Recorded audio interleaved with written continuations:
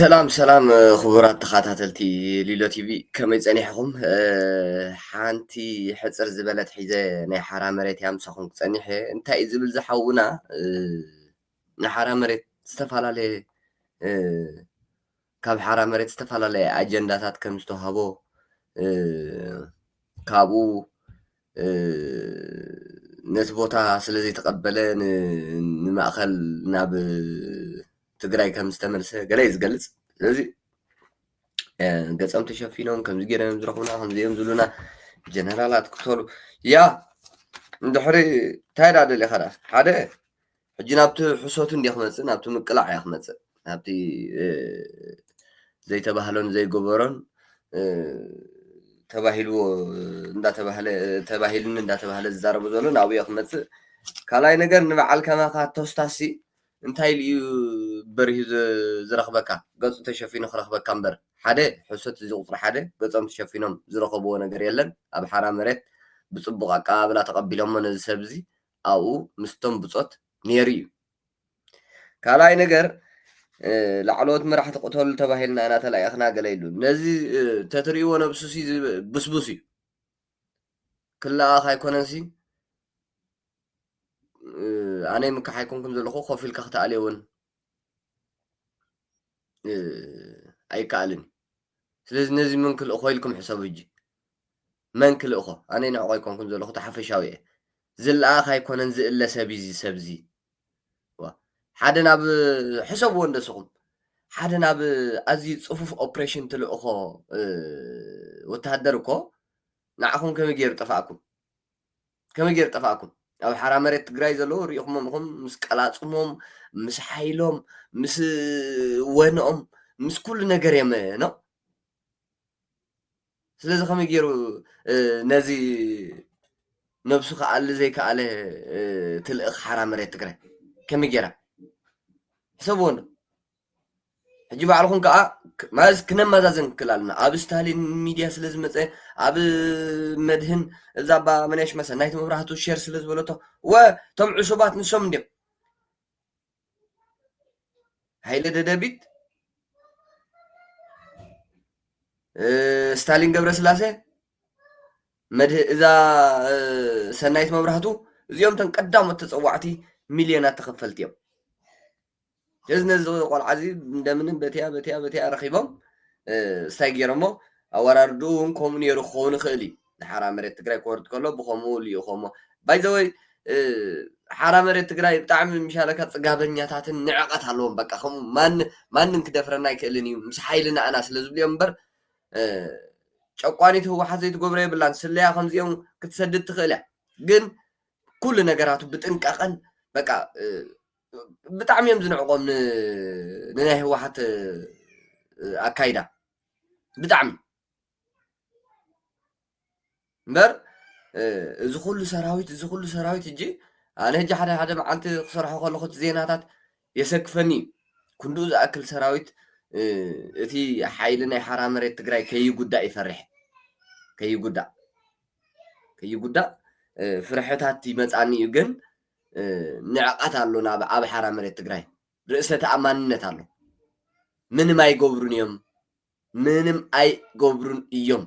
ዓቕሚ የብሎምን ኣብ ሓራ መሬት ትግራይ መፅኦም ሰብ ክውድቡ ወይ ከዓ ካብኡ ሰብ ወዲቦም ልኢኾም ንሓራ መሬት ትግራይ ሓደጋ ከወድቁና እዮም ኣይሕሰብን ዘይሕሰብ እዩ ዘዚ ፈፂሙ ዘይሕሰብ እዩ ኣይትሕሰብዎ ንሕና ማንም ሓይሊ ኣየሸንፈና ናብዚ ግዜ እዚ እቲ መጀመርያ እውን እኮ ኣይተሸነፍናን ዝወሓደ ሓይሊ ካብትን ተዋፃፂና ሓራ መሬት ትግራይ ክነቆሙ ከለና ሽዑ እውን ኣይተሸነፍናን ሕጂ ግዳይ ምስ ዓቕምና ምስ ሎጂስቲክና ምስ ዝተፈላለየ ኤምዳዳት ዓበይቲ ኣፅዋራትና ምስ ሬድዮ ርክባትና ምስ ዝተፈላለየ ናይ ኢንፎርሜሽን ሓበሬታና ምስ ኮማንዶታትና ምስ ምሩፃት ጋንታታትና ምስ ብቑዓት ፖለቲከኛታትና ምስ ሓያላት መራሕቲ ናይ ኩናትን ናይ ኣህቱታትና ስለዚ ሎሚ ኣይንሽነፍና ምንም ኣየሕመቐና እዩ ዝብል ዘሎ ሓራ መሬት ትግራይ ስለዚ እዚ ናብዚ ክንኣቱ ናብዚ ሓውና ናብዚ እስከ ክንኣቱ ሓንቲ መደብ ኣላ ብዛዕባኡ ዝመፀትና ሓበሬታ ከምበልኩም እየ ከም ዘለዋ እየ ከምባ ምንም ኣይውስኸላ ምንም ኣየጉድላ نزحونا أبزي أما بزا قدميت مساي قبرو معرة ما كون ጉዱ ክነውፅኦ ናዚ ሓራ መሬት ትግራይ ዝኩሉ ኣልየሞ ዝኩሉ ተኸናኺኖሞ ዝኩሉ ሓፂቦሞ ዝኩሉ ኣብሊዖሞ ዝኩሉ ኣስትዮሞ እዚኣ ክፈድዮም ንሕና እስታይ ክንገብሮ ኢና ሎም መዓልቲ ሓቅነቱ ክነቃልዖ ኢና ማለት እዩ ኦኬ ሕልና ውንዶ ይድፈር እዩ ኢሎም ኣለዉ ሓራ መሬት ትግራይ ክብሮም ፀጋይ ይበሃል ዝነበሮ ኣሃዱ ኣርሚ 42 ኮር 1 ክፍለ ሰራዊት መቐለ ረጅመንት 2 ሓይሊ 1 ነይሩ ብዕለት 1 ወርሒ 9 2017 ድማ ናብ ሓራ መሬት ትግራይ ኣትዩ መጀመርያ ናብ ሓራ መሬት ምስ መፀ ዘይነበሮ ሓላፍነት ኣነ ምክትል ሻለቃ ኣዛዚ ሓይሊ ኣዛዚኤ ነይረ ኢሉ ከጭበርብር መኪሩ ከም ኣሃዱ ድማ ተገምጊሙ ይቕሬታ ሓቲቱ በቲ ዝነበረ ሓላፍነት ሓይሊ ሎጂስቲክ ኮይኑ ተመዲቡ እናሰርሐ እናሃለወ ሓሚመ ማለት ጀሚሩ እቲ ሕማሙ እውን ካብ ባዕሉ ኣንደበት ዝነገረና ብሃንደበት ወተሃደር ሻዕብያ ምስ ሓፍተይ ረኺቦምኒ ንሓፍተይ ኣገዲዶም ደፊሮማ ብዘለና ዓቕሚ ንሓፍተይ ከድሕን ኣብ ዝፈተን ኩሉ እውን እዋን ንዓይ እውን 4 ኮይኖም ብመቃመጫይ ደፊሮምኒ ፍረ ነብሰይ ቀጥቂጦምኒ በዚ ምክንያት ድማ ከብደይ ኦፕሬሽን ኮይነ ኢሉ ናይ ከብዱ ኦፕሬሽን ናይ ፍረ ነብሱ ፀገምን ኣርኢና ከብዱ ዝነትዕ ፍረ ነብሱ ቅጥቃጥ ምዃኑ ድማ ኣረጋጊፅና ሓራ መሬት ትግራይ እዚኦም ንሕና እውን ሰብኣውነት ሒዝና ብዘለና ዓቕሚ ቅርሺ ዋፂና ናብ ሕክምና ሰዲድናዮ ንሱ ግን ውዕለታና ረሲዑ በቶም በለፀኛታት ካድሬ ተፃሒፉ ዝተዋሃቦ ተዋስኦ ሃለውለው ይብላሎ ካብዚ መሓረና ብናይ ሻዕብያ ወተሃደር ብዘይ ንቡር ተደፊሩ ሕጂ ከዓ በቲ ናይ ሻዕብያ ዛራ ሚድያ ንኻልኣይ ግዜ ብሕልንኡ ተደፊሩ ስብእንኡ ኣሕሊፉ ንዝህብ ሕሱር ሰብ ንሕና መራሒ ጭወይ ኢልና ኣይንሰድድን እቶም ዝጨውዩ ፍሉይ ስልጠና ዝወሰዱ እዮም ሄይ ደቂ ዓበይቲ ኣብዚኣ ንረዳዳእ ዶ ሓደ እዚ ሕልንኡ ማለሲ ኣካላቱ ዝተጓዳደየ ወላ ኣካላቱ እንተዘይረጋግ ሓራ መሬት እንዲኹም ዘሎ ኣነን ንስኹምን ሕጂ ዋላ ድሓን ፅቡቅ ጌርና ብዓይንና ርኢና እንተዘይረጋገፅና ከዓ እዚ ዝለኣኽ ኣይኮነን ናብ ኦፕሬሽን ዝለኣኹ ከምዚ ሓራ መሬት ትግራይ ዝበልዋ ዝተሃንፀ ዝተመልመለ ዝበቕዐ ኩሉ ነገር ዝገበረ እዩ ናብ ሓራ መሬት ናብ ኦፕሬሽን ዝለኣኽ እዚ ንባዕሉ ዘይደሓነ ንመን ከድሕን እዚ ንባዕሉ ብኦፕሬሽን ዘይደሓነ ኣበይ ናይ ኦፕሬሽን እዩ መጥቃዕቲ ካይዱ ዓወት ከጓናፀፍ ስለዚ ደቂ ዓበይቲ እዚ ሰብ እዚ ኦልሬዲ ወይ ከዓ እትኸሎ ናብ ሓራ መሬት ትግራይ መልእኽቲ ተዋሂባቶ እያ ኣይሰረጠቶን ሕጂ ፅሒፎም ይህብዎ ኣለዉ ወይ ከዓ ብትክክል ንሓራ መሬት ትግራይ ወሪዱ ነይሩ ኣዋፂኦምሉ ሰልዲ ክሕከም ንመቐለ ሰይድ ደሞ ኣብ መቐለ ሰባት ረኺቦም ኣለዉ ፈሊጦም ኣለዉ ብሓራ መሬት ትግራይ ከም ዝነበረ ሽዑ ጨቋኒት ህወሓት ከዓ ወይ ክንቀትለካ ኢና ወይ ከዓ እዛ ምስጢር እዚኣ ኣንብባ ፅሒፍና ክንበካ ኢና ንዓ ሰሚዕካ ንዓ ኣንቢብካ እዚኣ ተዛረበልና ኢላቶላ ካብ ክልቲአን ሓዲአን እምበር እዚ ንኦፕሬሽን ዝለኣኽ ኣይኮነን ንኦፕሬሽን ዝለኣኽ ባዕሉ ሓራ መሬት ትግራይ ሲ ኣብቲ ናይ መወዳእታ ዝሰደደለይ መልእኽቲ እንታይ ኢሉ ሎ ስለዚ በዚ ናይ ክብሮም ተዋስኦ ከይትደናገር ኦኬ ክብለካ ኢለ ኢሉኒ እንታይ ኢሉ ስብንኡ ኣሕሊፉ ንዝህብ ሕሱር ሰብ ንሕና መራሒ ጭወይልና ኣይንሰድድን እቶም ዝጨውዩ ፍሉይ ስልጠና ዝወሰዱ እዮም እቶም ዝጨውዩ ሲ ፍሉይ ስልጠና ዝወሰዱ እዮም እምበር እዚ ነብሱ ዘይደሓነ ንባዕሉ ዘይደሓነ ሲ ንመን እዩ ከድሕን ኣበይናይ እዩ ንባዕሉ ኦፕሬሽን ኮይኑ ኣካላቱ ዘይደሓና ሲ ኣበይ ከይዲ እዩ ኦፕሬሽን ፈፂሙ ዓወታት ክጓናፀፍ ስለዚ ዘይኮነ ሓበሬታ ዘየለ ምሂዝካ መሃሂዝካ በዛ ጨቋኒት ህወሓት ዝተሰርሐ ፊልም ከመይ ጌርካ ሰራዊት ሓራ መሬት ትግራይን ህዝቢ ትግራይን ተፈላለዮም ከመይ ጌሮም ይፈላለዩ ከመይ ገይሮም ይፈላለዩ ንዕኡ ንምስራሕ እምበር ኣይዎ እዚ ምንም ወሪድዎ ምስኪናይ ዝኾነ ነገር ክገብር ዘይክእል ፍጡር ኢኖ ክትምልምሎ እውን ምልሙል ወተሃደር ትገብሮ እውን ሕልናኻ ኣይ ማለት ክትልእኾ ኦፕሬሽን ክፍፅም ንሓደ ዝተፀንዐ ኣገዳሲ ናብኡ ኮይዱ ኦፕሬሽን ሰሪሑ ኣደኖ ኣይከኣልን ስለዚ እዚታት እዩ ዝመስል ናይ ዝወዲ በዚኣ ደ ተኣኽላ ምክንያቱ ኣንበልኩም እየ እዚ ሓሚሙ ዝነበረ እዩ ኣብኡ ከብደይን ፍረነብሰይን ሓቢጡሎ ቆሲሉሎ ሻዕብያ ንሓፍተይ ከድሕን ደፊሮም እዮም ሕማቕ ኣለኹ ገለመለ እንዳበለ ኣብ ሓራ መሬት ትግራይ የሸግሮም ነይሩ በቃ ቸክ ገይሮም ኣካላቱ ከዓ ምስ ረኣይዎ ኣብ ከብዱ ሕበጥ ኣለዎ ፍረነብሱ እውን ዝኾነ ዝተተናኸፈ ናይ ከምዚ ዝተሓከመ ምልክት ናይ ቁስሊ ኣለዎ በቃ ይኸይድ ይተሓከም ኢሎም ሰልዲ ካብቶም ኣብኡ ዝነበሩ ኣባላት ኣዋፂኦም ንመቐለ ከም ዝሰደድዎ ኣብ መቐለ ድሕሪኡ እዩ እዚ ኣብ ስታሊን መፂኡ እቲ ዘረባ ጀሚሩ ስለዚ ወይ ኣብኡ ብመልእኽቲ ወሪዱ ኣይተዓወተን ዝተለኣኾ ወይ ከዓ ንመቐለ ምስ ከደ ወይ ንሓራ መሬት ትግራይ ምስ ከደ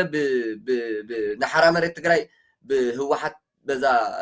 ጨቋኒት ውድብ ተላኢኹ ክኸይዱ ነይሩ ክኸውን ይኽእል እዩ ዝሓሰቦ ምስላጥ ምስኣኖ ከዓ መሊሶሞ ኣለዉ ስለዚ ኣብ መቐለ የዛርብዎ ኣለዉ ወይ ከዓ ብትክክል በቃ ዘንዝበለን ዘንዝበልዎ ንሓራ መሬት ትግራይ ሓይሙ ከም ዝኸደ ገለመለ ሽዑ ኣብ መቐለ እቶም ናይ ስለያ ናይ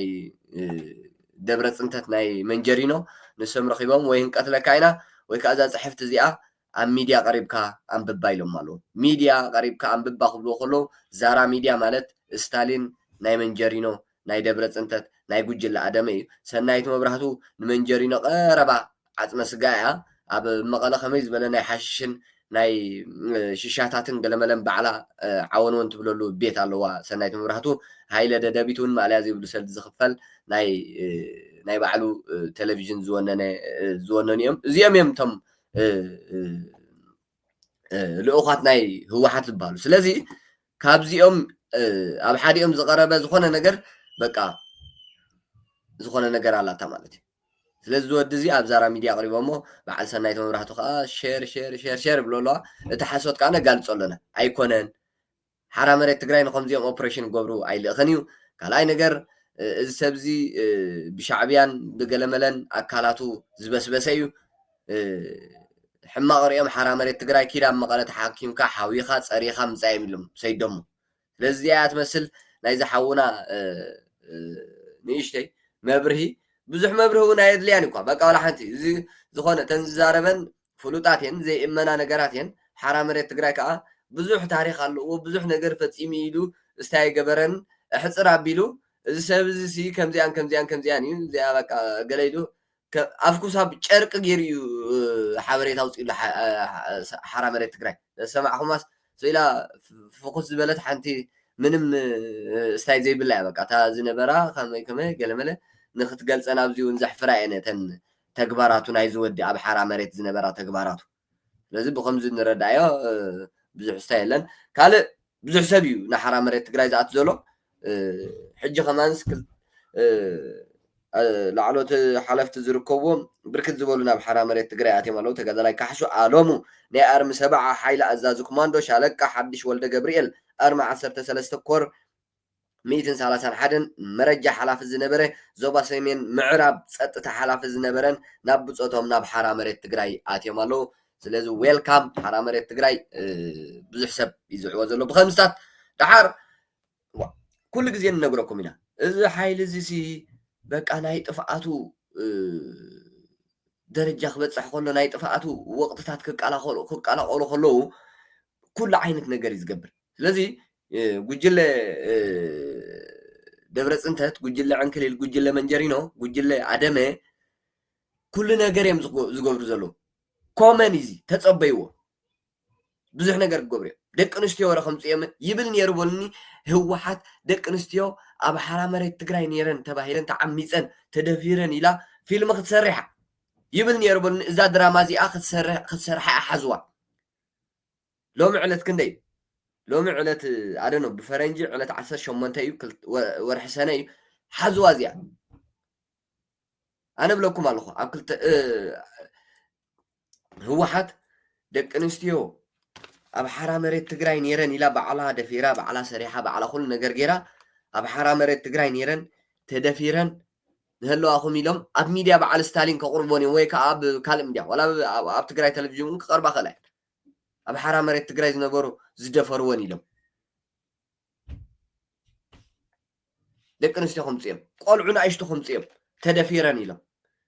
ስለዚ እዚ እንታይ ዝበሃል እዚ ጉጅለ ጁንታ ከማን ኢለ ነይረ ጁንታ ተጋዳላይ ስልጣን ዝሓዘ ሓይሊ ሓያል ዝተወደበ ሓይሊ እዩ ኣብይ ኣሕመድ እኮ ጁንታ ክብሎም ከሎ ዘይናቶም ስም ይህብዎም ነይሩ ጁንታ ማለት በቃ ብሓይሉ ስልጣን ዝሓዘ ሃገር ዝመርሕ ኣሃዱታት ዝመርሕ እዚኦም ጁንታ ይኮኑ ሃገር ኣይመርሑ ኣሃዱ ኣይመርሑ ኣሃዱ ጥራሕ ሓራ መሬት ዘይኮነን ዘሎ ኣብ ትሕቲኦም ዝነበረ ሰራዊት ነገሮም ጁንታ ዝኾኑ ስለዚ ፊልምታት ክትሰሪሓ ህወሓት እዚ ቀሊል እዩ ኣብ ሓራ መሬት ትግራይ ትሕቲ ዕድመ ይደፍሩ ነይሮም በዓል እከለ ዝበሃሉ ሓለፍቲ ዶ ገለ መለ ኢላ እቲ ፊልሚ ክትሰርሓ እያ ስለዚ ጥንቀቐ ይሓትት ካብ ሕጂ ሒዝኩም ንቑሑ ክመፅእ ብዙሕ ነገር ክገብሩ እዮም ዘይገብርዎ የብሎም እዚኦም እዚ ብከምኡ ንራዮ ክቡራት ተኸታተልቲ ብዙሕ ኣይተካብድዎ እዚ ፀላኢ ክሳብ ፀላኢኻ ዝኾነ ብዙሕ ነገር እዩ ክሰርሕ በታ ዝኽእሎ ከጥቃዓካ ኣይክእልን ክዋጋዓካ ኣይክእልን ብሚድያ እንድሕር ዓቕሚ ኣልዎ ብዝተፈላለዩ ጎስጓሳትን ሓበሬታታትን ዓቕሚ እንተልዎ ብኡ ዝዋጋዓካ ኣቓልቦ ከይህልወካን ህዝቢ ኣብ ልዕሊኻ እምነት ከየሕድርን ዛስዋዩ ከምዝታት ይሰርሕ ስለዚ ብከምኡ ንራዮ ክቡራት ደቂ ዓበይቲ ናይ ሎማዓንቲ ዝነበረኒ ብዛዕባ ሓራ መሬት ትግራይ ነዚ ዝመስል ካልእ ተወሳኺ ሓበሬታት ተልዩውን ኣብ ናይ ድሓር መደብና ክነቕርቦ ኢና ንሎሚ ኣብዚ ኣኽለና ሰራዊት ሓራ መሬት ትግራይ ይዕወት ሰላም